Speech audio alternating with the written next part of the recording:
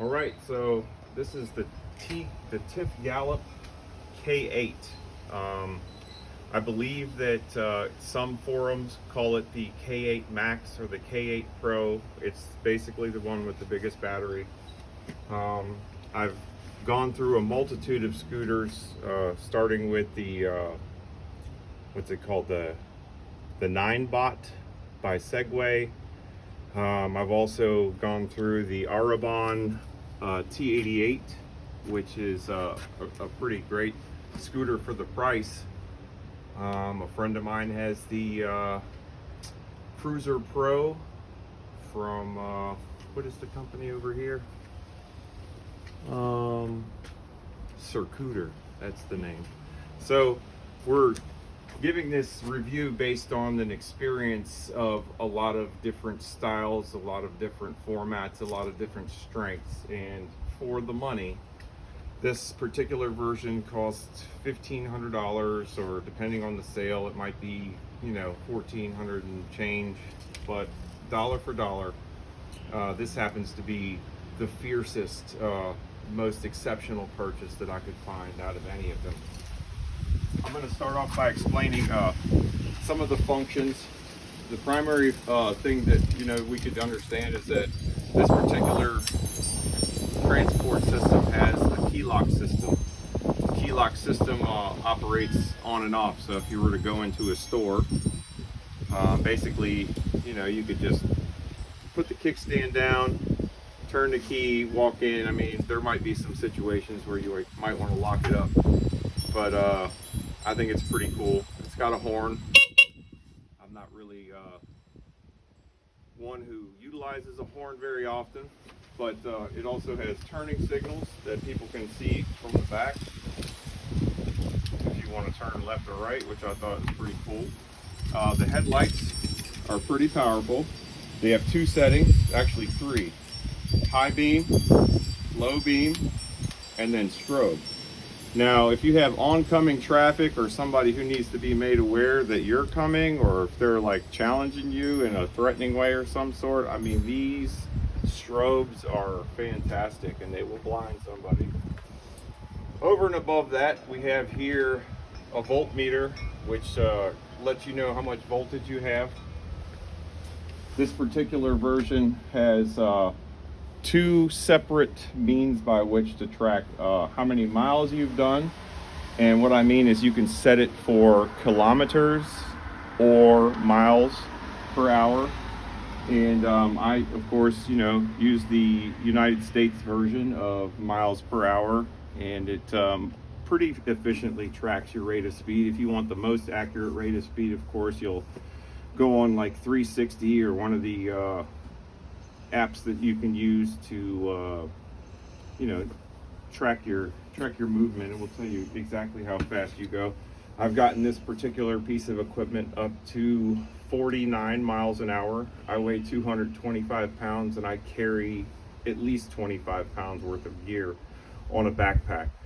Uphill, in its highest range of speed, it will go, with me at that weight, 41 miles an hour, which is very impressive at an uphill with that much weight. The scooter itself weighs over 100 pounds. So during this discourse, I'm going to explain to you some of the features, but also with my experience, I'm going to explain to you some of the dangers. This is not a toy.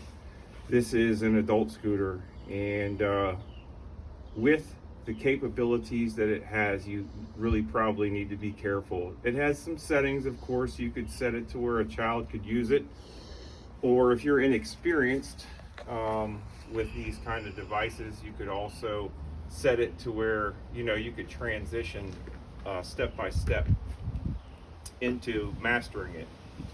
Let me explain some more of the features. This right here is the locking system for folding it up. All you got to do is do this and this, and of course it folds all the way down. It's pretty convenient. It also has this little mechanism here where you can fold the handlebars down, which is very convenient, although I will say that lifting it into a trunk takes a a good bit of strength and maneuvering. This thing breaks down pretty small. Also, it has an adjustment right here where if you unlatch this and press this button, you can adjust the height, which also makes it convenient for storage and or different heights of riders. When I initially purchased this thing, it came with off-road tires. Of course, with the terrain that I ride on and being that this is all business, I went ahead and switched to street tires. The version that they sell now has street tires. These are 11-inch street tires. What came with it was 11-inch off-road tires. The version they sell now has 12-inch street tires, which I think is pretty incredible. You'll notice too, the rear suspensor is now a single piece. If you were to purchase, right, it's cold outside, it's winter time, by the way. We'll get into the reasons about winter too, but if you were to purchase the scooter now for the same price that I purchased this scooter and did the upgrades on, I'm getting ready actually to do an upgrade today on the rear suspensor, because at my weight, if I hit anything, it kind of bottoms out.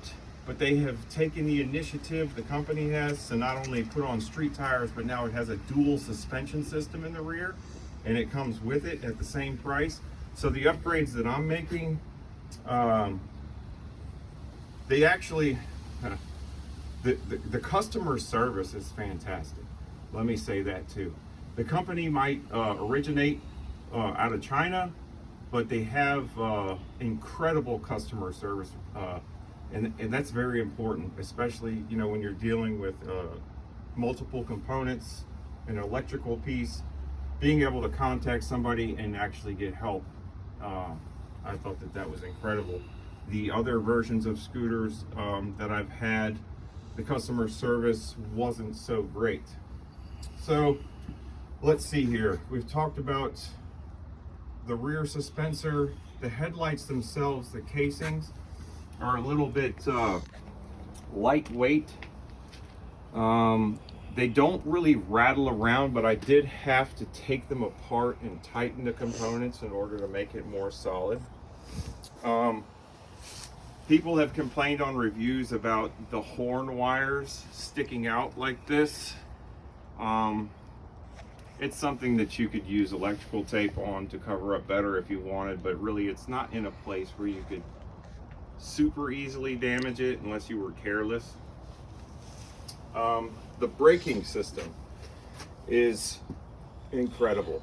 The Arabon scooter that I had was I think about 60 something pounds, and it was cable style brakes. These are pneumatic brakes, and let me tell you, these things will stop you quickly no matter how much you weigh. The issue is, if you squeeze the brakes all the way down, they will lock up the tires, and at your weight, if you weigh, you know, as much as me and as much as the scooter, the tires will slide across the pavement, especially at the speeds that we're talking about here. If you're going moderate speeds, just say in a city area, it'll slow you down perfect, but because the brakes are so effective, you must posture yourself a certain way.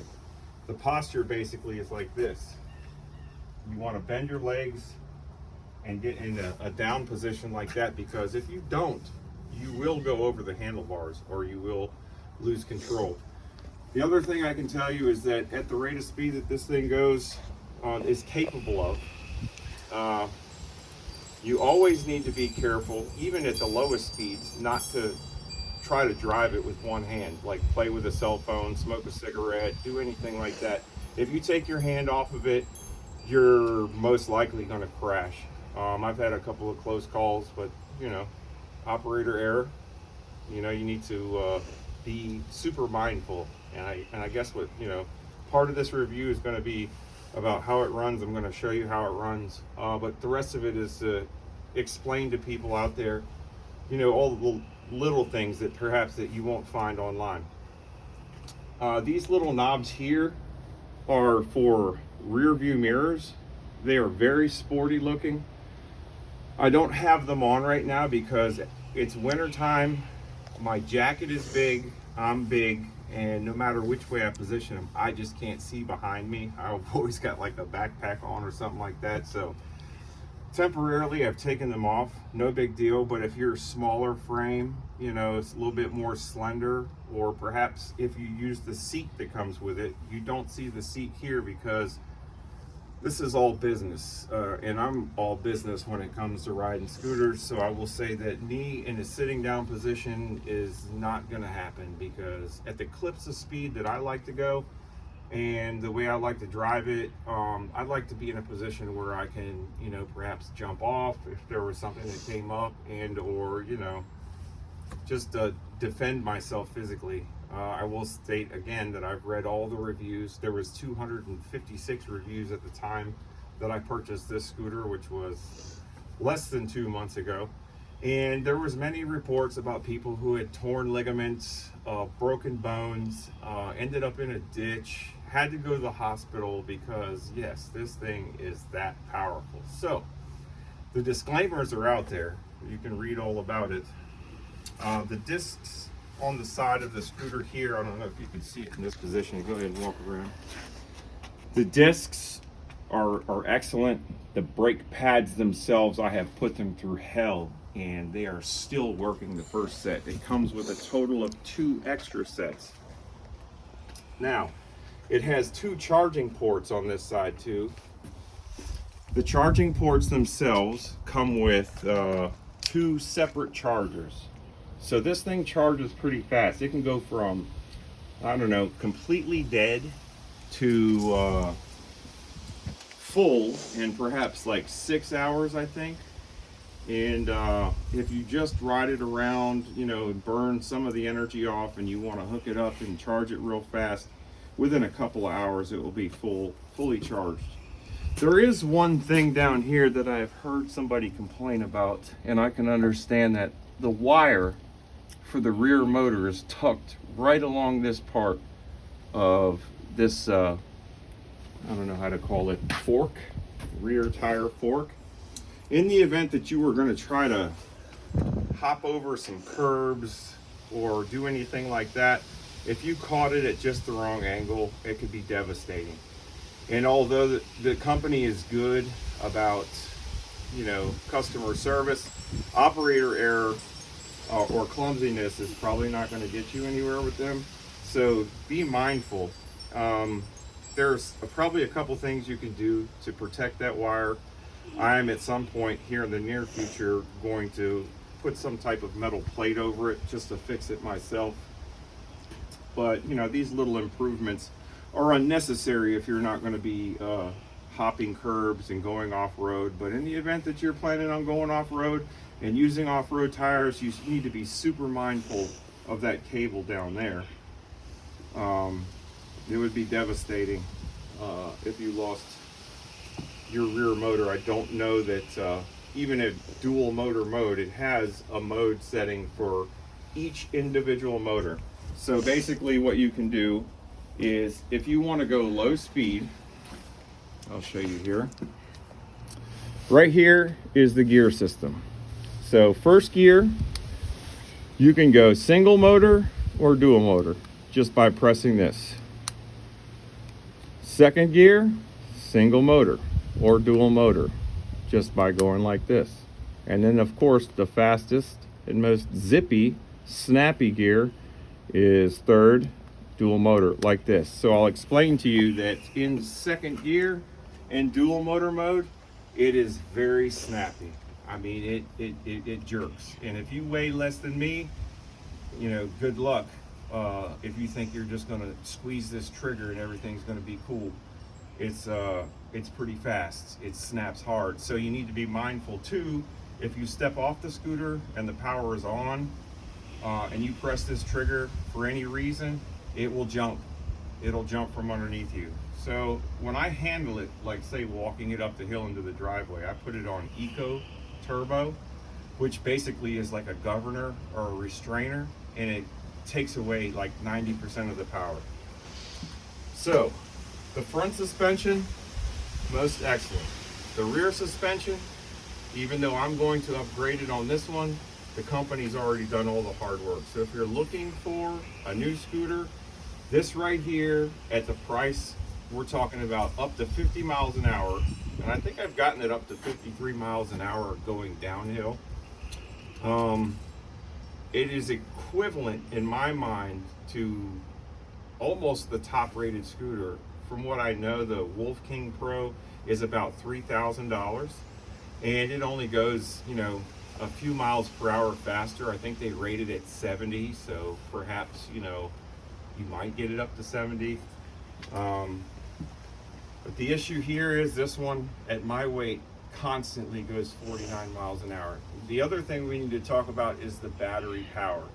The battery power is rated up to 60 miles. I've gotten close to 40 miles out of it in lower gear settings. On the higher gear settings, you probably get 20 miles if you're just beating the hell out of it. If you're squeezing the trigger in dual motor mode, third gear, like giving it all it's got, flying down the highway, you'll probably get about 20 miles out of it. But if you're more reserved and you're going around town, yeah, you can easily get 40 or 45 or 50 miles out of it. It just depends on how you drive it. I like to drive it like the machine that it is. It is a fast piece of all business equipment.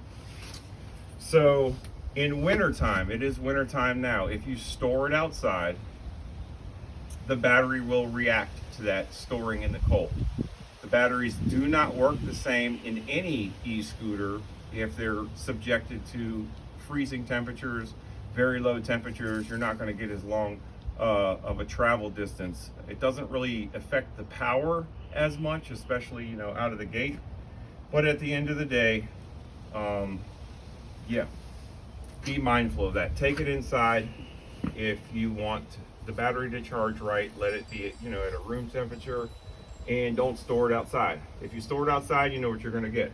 So in addition to the headlights, we've got these little lights here. If you're driving around at nighttime, it's a nice little light display on the ground. It also keeps you protected a little bit from traffic. I do like to ride with the flow of traffic. In my state, you can legally drive this on the sidewalk and in the bike path for up to 25 miles an hour.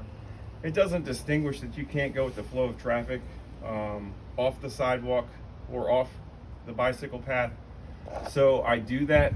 Most states are going to upgrade their laws because these things can be dangerous. If a child were to jump out in front of you, a car was to come out in front of you, or an animal like one of the neighborhood dogs tried to come out and attack me and I hit the brakes, yeah, that thing almost got killed because I'm 225 pounds. This is over 100 pounds.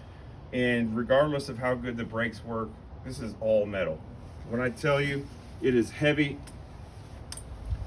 it's heavy. So, I'm not sure. I don't think I've missed any of the descriptors that I wanted to talk about tip to toe. Now we're going to give it a test run so you guys can see what this thing does. I use this fancy piece of equipment here. One of my friends gave me. It's a Harley Davidson motorcycle helmet. Tifgalop has a nice, what's it called? One of those. Full face. What's the full face? Nah, it's one of those carbon fiber. It's got a great carbon fiber helmet. I would say it's good for an adult. It's good for a kid. It's very fancy and sharp looking. I particularly like the full face helmet because it's snowing outside right now just a little bit. If it rains at 50 miles an hour, which this thing could do, a gnat hits you in the eye or something like that, it could be bad. Even the rain the other day was hitting my neck and it stung at the rate of speeds I was going. So I'm gonna go ahead and cover these charging ports to make sure no moisture gets in there. And we're gonna give this thing a little test run. I'll give it to you basically one step at a time so that you guys can see the different power ranges. I'm gonna walk it off the porch here. Oh, heavy, but it's manageable. All right. I guess another thing these rocks here. If you're driving on the edge of the road and you come across a pile of rocks like this or gravel, you need to be super careful because you will lose traction. This thing spits rocks and you just need to be mindful. Also, on wet roads, I would not advise you giving it full power. That being said, I'm going to do a small display of the low powers and then I'll show you what it's got.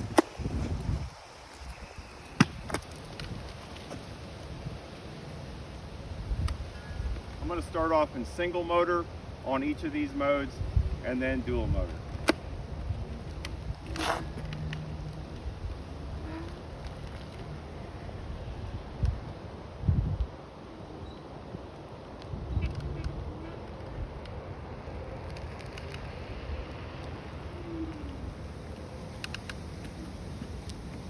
That's single motor in first gear. Do dual motor real quick.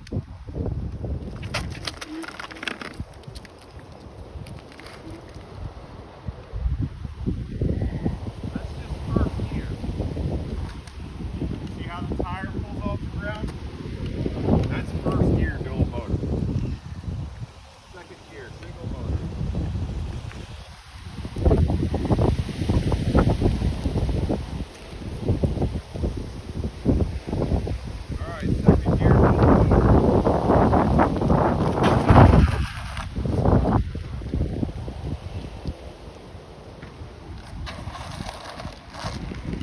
Second gear dual motor. Third gear single motor.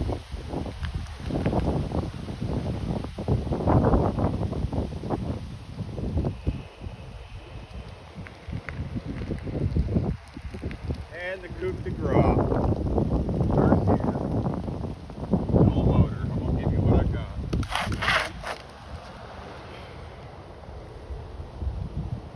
All right, here we go.